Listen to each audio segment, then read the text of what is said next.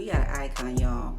We got an icon whose voice has defined a generation and is shaping the next generation. You know Stephen Russell Harts as the platinum-selling frontman of Troop with hits like Spread My Wings and All I Do Is Think of You. But behind the stage lights is a Renaissance man, a philosopher, an author, a spiritual thinker who is redefining what legacy looks like.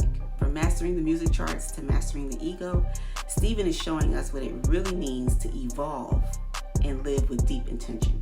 Now, this isn't just a conversation about fame. It's about truth, transformation, and flying higher than ever before. Okay. All right. So we want to welcome Stephen Russell Harts to the podcast. Stephen, thank you for being here. Oh, thank you for having me. Awesome. So I love to get a backstory before we jump into all the other stuff. Just a little bit about your upbringing, who influenced your career in music, and basically how you got started.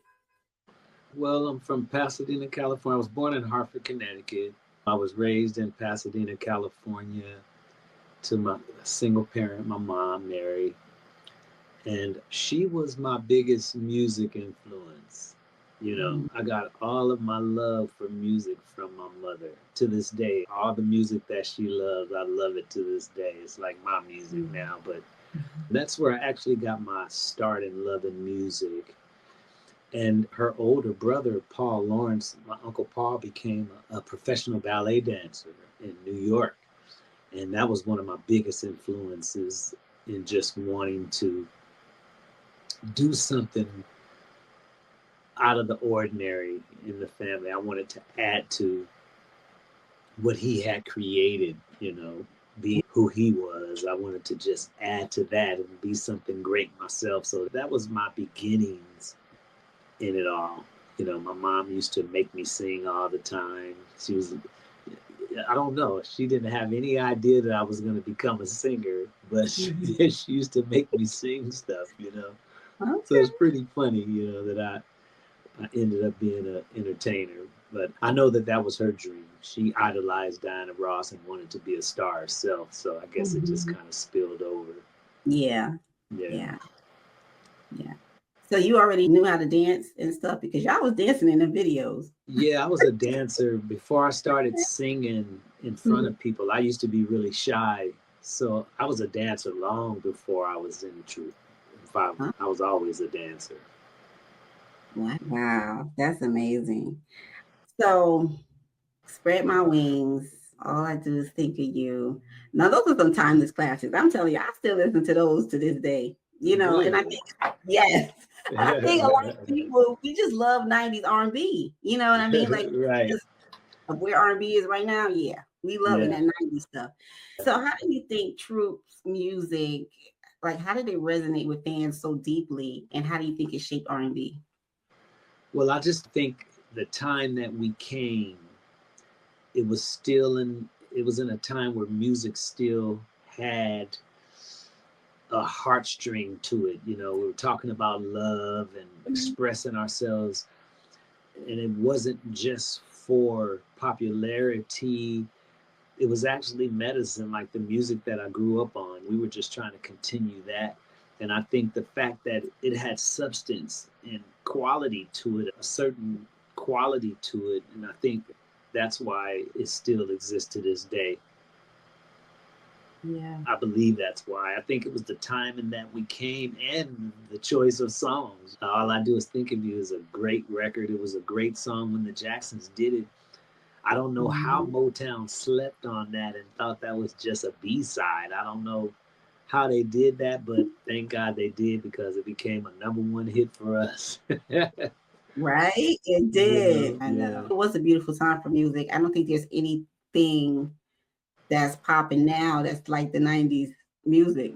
You know what I mean? It's just, I mean, I know music is going to evolve. It's going to continue to evolve, but it's like it was something about that time. Like you said, the quality was just there. Yeah. For sure. So when I was reading your bio, I was like, oh my goodness, I didn't realize you did so much work in the background for these artists that you worked with, like No Air, like that was a big one. With Jordan Sparks and Chris Brown, and then the Dream Girls soundtrack and all that stuff. So did you face any kind of challenges when you were transitioning from the spotlight to behind the scenes? Yeah, personal challenges because I wanted to be a Chris Brown in my time. Yeah. I wanted to be Bobby Brown. I Mhm. wanted to be a big artist like Michael Jackson. So it was tough for me to accept that that wasn't going to be my course of destiny and that I was going to be just a really good, great songwriter. I fell in love with creating as a producer, writer. I fell in love with that, being produced by Gerald Levert, Chucky Booker, and Babyface and stuff like that. So I didn't mind doing that, but that's not all I wanted to do. I wanted to be Babyface too. You know what I mean? So Right. just having to do the one thing was the only challenge for me. I fell in love with creating something from nothing, getting with a 14-year-old Chris Brown and writing great records for him. I fell in love with that too. So no regrets, but it was a difficult transition for me to accept just that. You know what I mean? Mhm. But it was easy to accept it once I became super successful at it. It was like, oh, okay, I guess this is what I'm supposed to be doing. So it's all good. Yeah. So is that why you didn't go solo, or was there another reason why you just didn't go solo? Well, when I look back, I was so addicted to Troop, to be Yeah. honest. I had this personal addiction to the group. I felt, I was there from the beginning, so I saw us rise. I was there, I was a part of the big success. So it was almost like a drug. And Mm. I was, I grew up an only child. So I think the fact of having guys with me, good or bad, I think I chose that over myself. I didn't value myself the way I should have. You're supposed to always keep yourself pretty high on your own list. I don't care how kind you are to other people, how giving you are, you're still supposed to acknowledge and give to self. And I didn't do that. I was just super, super loyal to the fellas. And that's really, honestly, the main reason why I didn't go solo, because it was just troop, troop, troop, troop. I became a really main factor in Troop in the very beginning, even getting songs like All I Do is Spread My Wings. Like the other guys in the group, they don't even know what I went through for us to get those songs. I became such a major factor in Troop. I guess I felt like Troop's success was my success as well. And I just never stepped out of the boat like I should have. Yeah. So let's Should do have. you should have. Let's Yeah, do most unsung definitely. real quick. I want to do unsung real quick. What happened? Like, what did the group break? Did the group break up, or did y'all just stop? Like, what happened? No, what happened was in the midst of us having amazing success, number one record after number one record, it was one of the members' idea to change management. He wasn't happy with our production company and our management. Hmm. So he was pushing the issue. Excuse me. He kept pushing the issue about the problems that we were having. And after so long, everybody's starting to look and question now, because it's just this thing that just won't go away.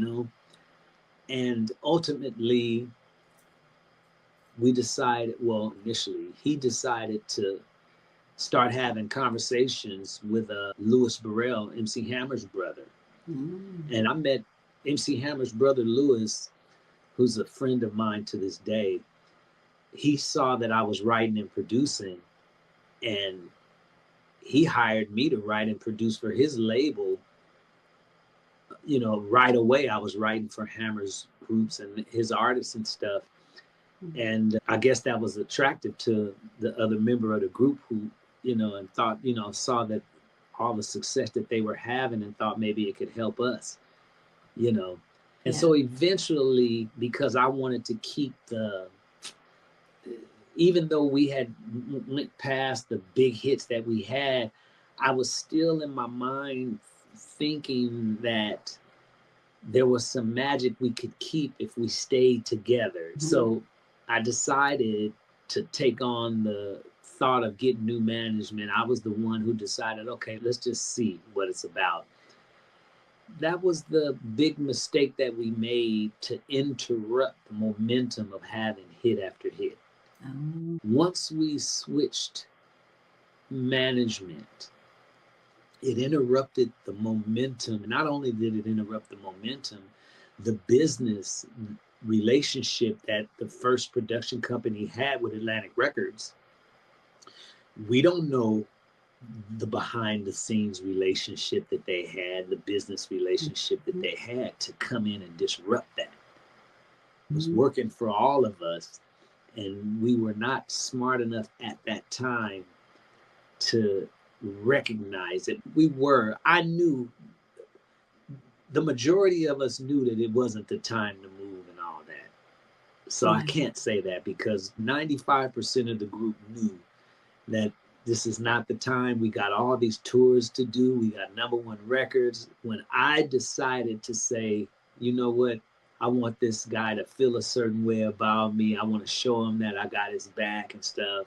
When I decided to take the step, that's when we made the move finally. And it messed up everything. The record company didn't like the management switch. They didn't like that, who we went to. And like I said, when we went to Lewis, Atlantic Records had to pay us finally, because they got 2 albums out of us by only giving us a couple dollars. They got Spread My Wings and all those hits off of 2 albums without having to spend a lot of money. But when we switched over to management, who happened to be multimillionaires, when they look at the records and see the Troop has generated $20 million, you're not going to get another Troop record until you pay a couple million, which is fair. But in this business, most record labels, when it comes to Black artists, most labels are not interested in their Black artists becoming wealthy and becoming rich. They like to keep them in a situation where they can get the most out of them. So the record company wasn't happy that they had to pay us. During this whole time that we were switching management and all that, I was in the studio the entire time. My whole career was in the studio. You know, I didn't get a chance to drive around and be famous. I just didn't get that chance, because I was always creating. And so I already had a 3rd album almost finished by the time all this took place. So by the time we got the new deal and got the money, the record company did like the album and they released it. And that was the end of it. You know, we had the last #1 record with Sweet November that I produced with Babyface. And that was it.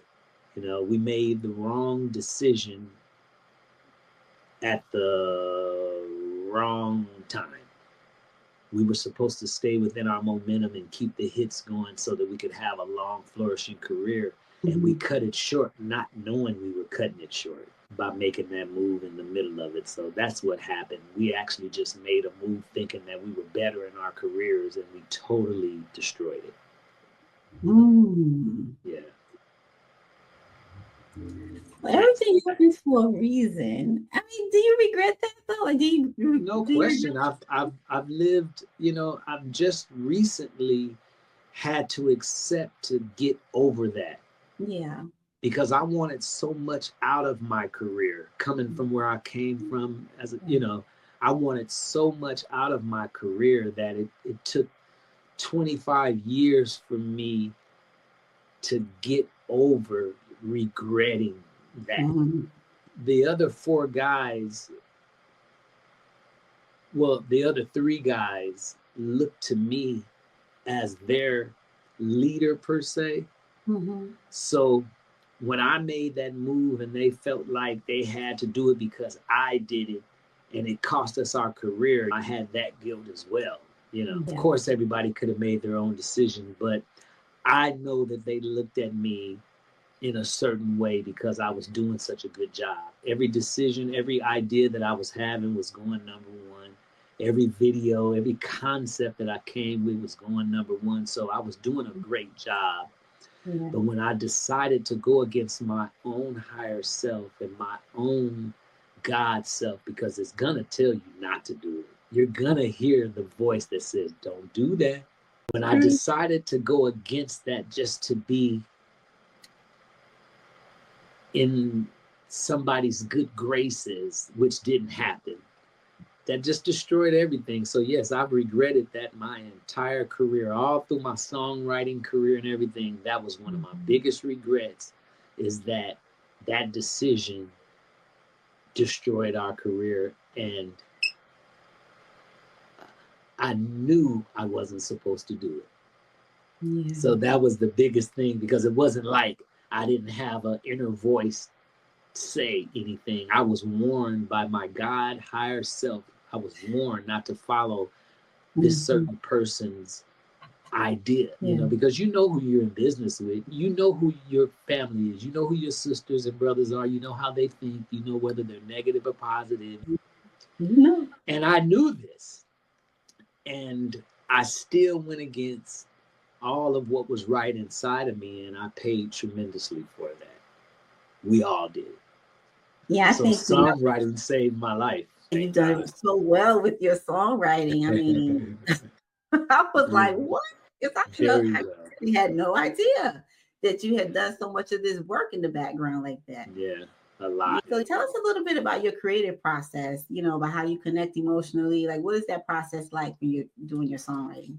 Well, I connect to wherever source pulls me to. During the time where I had all of my hits, I wasn't too happy, just based on what we talked about just now. I wasn't too happy of a person.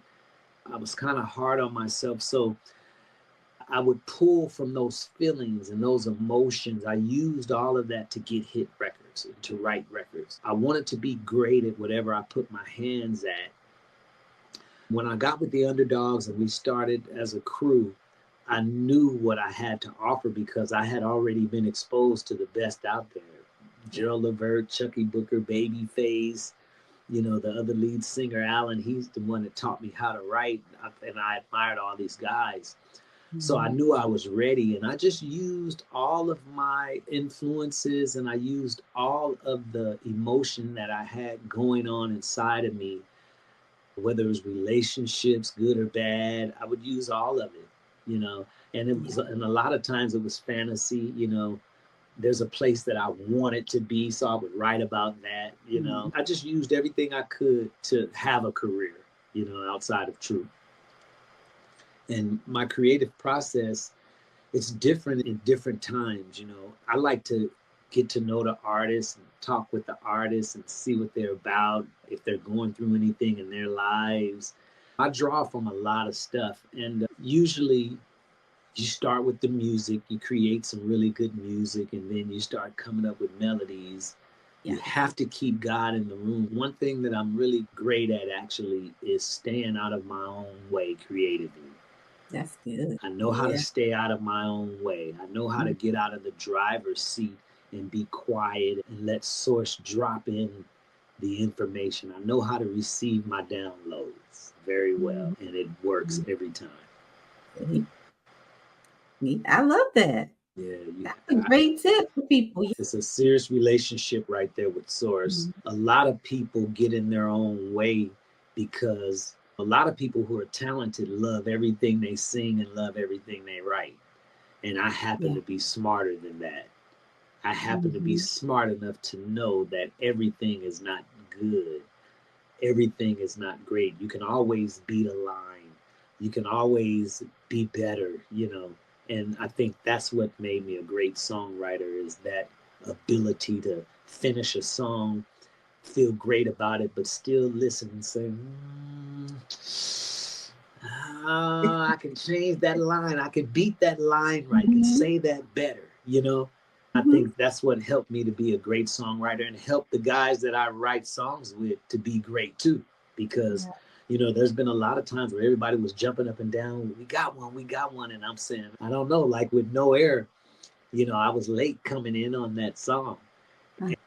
It's a funny story. My buddy Harvey Mason, he's the head of the Recording Academy right now. And anyway, he knows that I'm a good songwriter, and he really trusts what I do. So when he gets a great song without me, he loves that too. So when I came in the studio this particular day, I had his chest poked out, like, yeah, listen to this, Steve, listen to this, you know, and it was no air. They had already had the concept.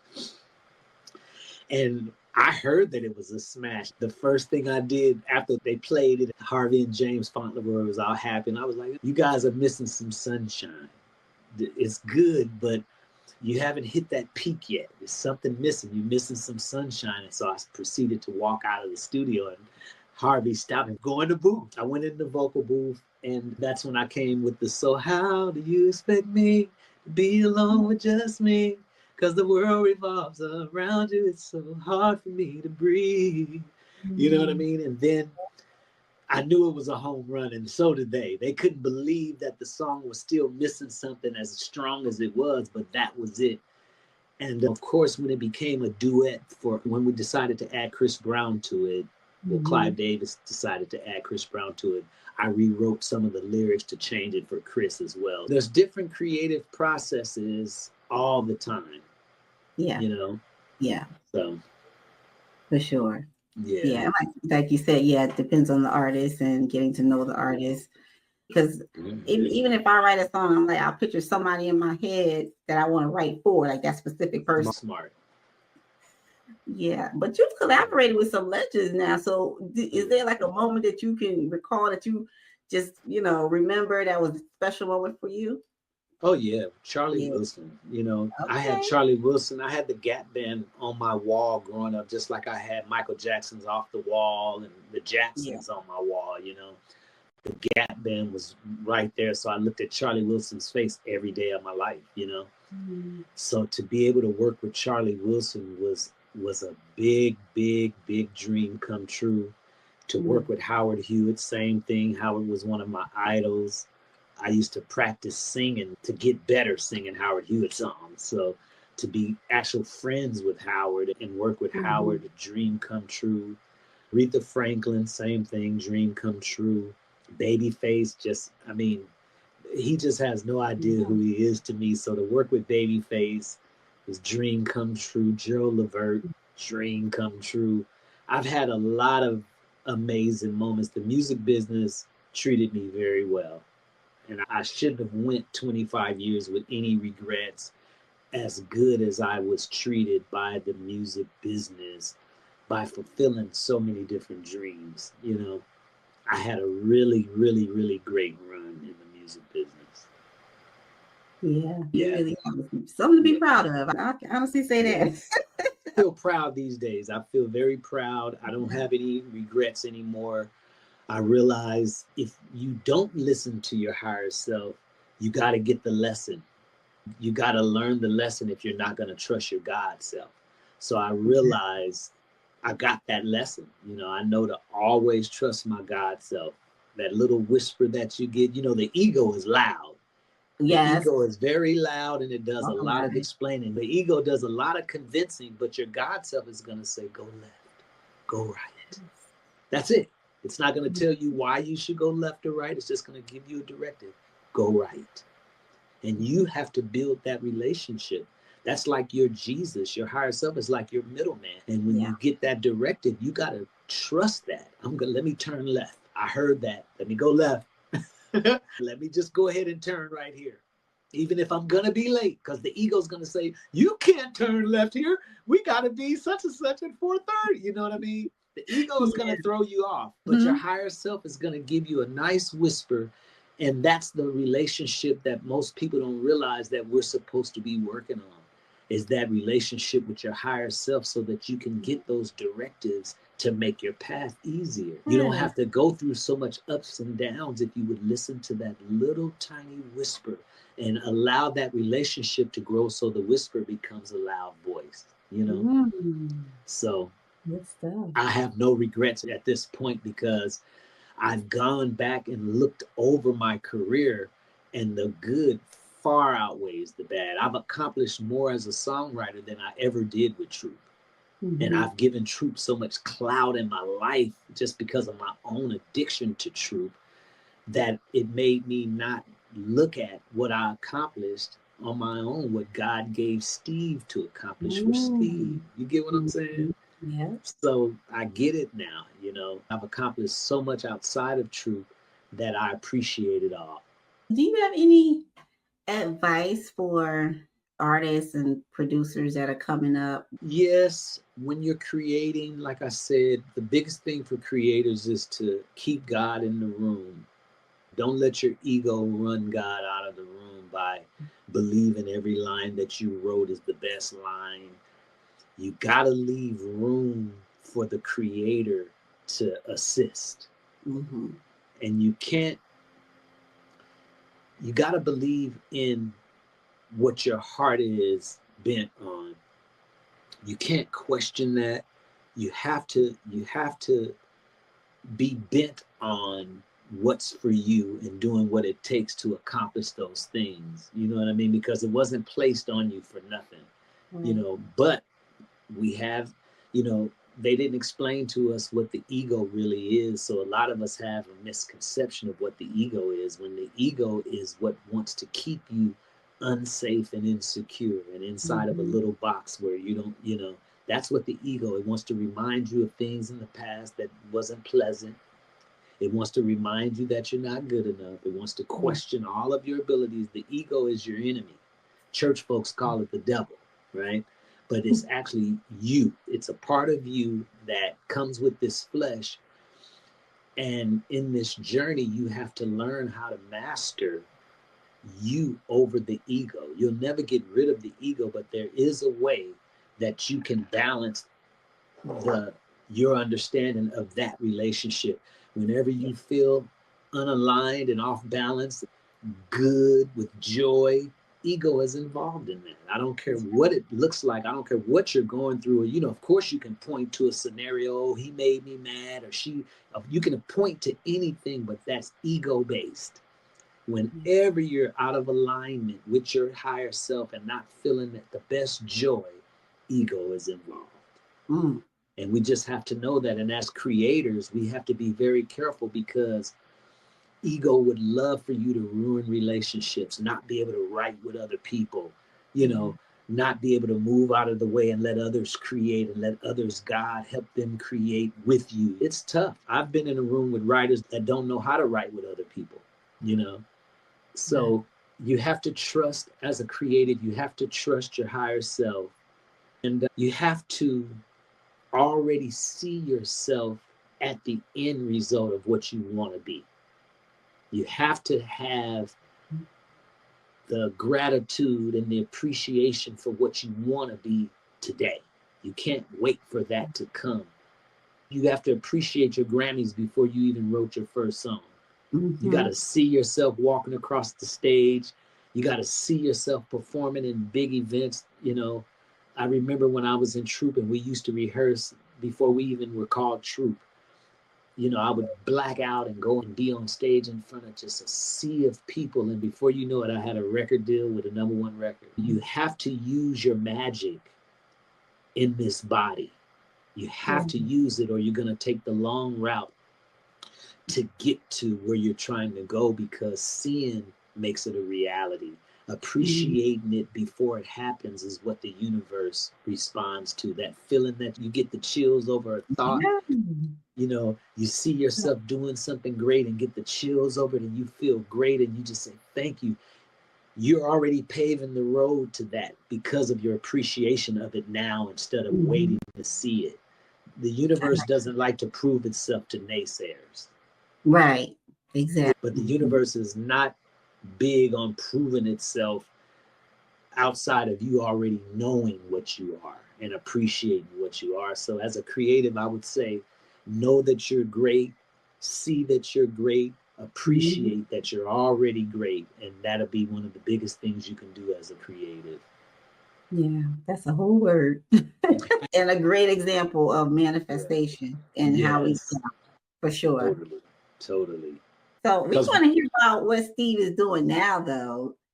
What you got going on? Well, I just finished my 7th book, and now I'm just starting to release them one at a time. I've released 2 so far. I raised roller pigeons as a hobby. I've been into pigeons since I was a little boy, and I didn't realize it was a profession.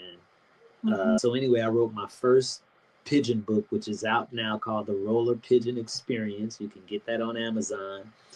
And I just also released my second book called Nakash. When you first go to the Garden of Eden story in Genesis, they never call the serpent the devil.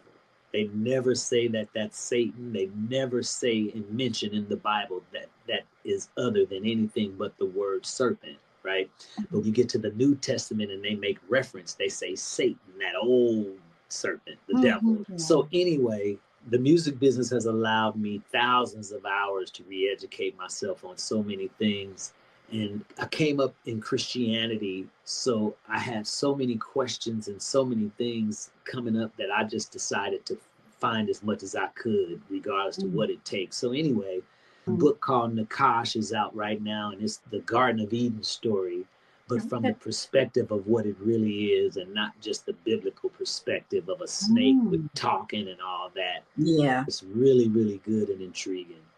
Wow. And I have six other books coming as well. Oh, so it looks like 2025 gonna be a big year for you. Well, at least it'll solidify me as an author. You know, I've had so much stuff in my brains for so many years. I'm so happy that I finally took the time to finish my manuscripts and get that done as well. And I'm still writing and producing. I'm working with the group right now, 2BYG on Universal, 5 great guys. And so I'm doing that too. I'm still dabbling in my writing and producing. I've released a couple solo projects, So Random, The Wedding Singer, Swept Away. I just released with Troop a new single called Lady. We redid Lady in My Life. That's available right now. So yeah, I'm staying busy. But the newest thing is my books. And we just received honorary doctorates. So I get to be the author, Dr. Stephen Russell Harts, PhD. You know, I know that's right. Yes. Wow. So yeah, I'm having fun and at this side of life. I'm having fun. I'm gonna make the most out of it. Try to stay as healthy as possible, and just create as much as I can. You know, I have absolutely some creative children. My daughter Sia Moon, she's a singer. My son Stevie Harts, put your heart in it. He's an artist. So I'm just making the most of everything, helping my kids out, and just putting it all on the table now. I'm on the other side of life, so no holding back now. Yeah, going down the bloodline. I love that. Okay. Yeah. You know, now I see a lot of 90s groups that, you know, they coming back and they're kind of doing shows and stuff. Will Troop be doing any shows? We've been performing for the last 6-7 years. We've been constantly performing. We're performing February 14th in Miami, February 16th in Kansas City. We're still out there, you know, with Silk and Next, Announcement, John B. You know, we do shows with everybody. So we will definitely be in Miami on the 14th, Valentine's Day, giving up love, you know. Okay. Yes. So yeah, we're still performing big time. Awesome. We love that. So where can we see more Stephen? I know you're probably on all social media, but where can we look for you? My website is StephenRussellHarts.com. You can get all my personal information there, but you can follow me on Instagram, Stephen Russell Harts, Facebook, Stephen Russell Harts. You can follow me on all social media under Stephen Russell Harts. Everybody follow me on Instagram at Stephen Russell Harts and on Facebook at Stephen Russell Harts. Well, I thank you for being here. Thank you for being patient with me. Thank you so much. I'm so sorry. It's okay. I'm probably the most understanding and patient person ever. Well, I'm glad. I'm glad. Well, I appreciate it. It was worth the wait because this was so good. Yeah, it was so good to meet you and chat today. I'm glad we finally got it done. I'm glad. Yes. Yes, and I appreciate you having me on the show for sure. And if you ever want me to come back, I will. Oh, you know it. I owe you that. Well, I appreciate you. Yes, I appreciate you too, sweetie. Okay.